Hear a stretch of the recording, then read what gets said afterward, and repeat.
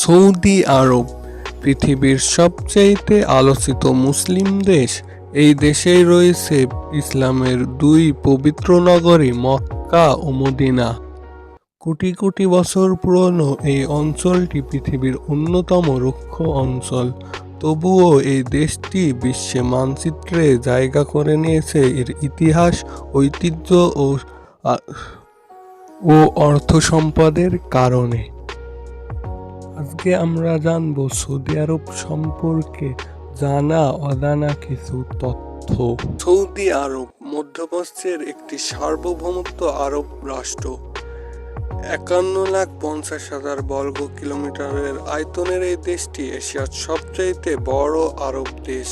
আয়তনে বিশ্বের তৃতীয় বৃহত্তম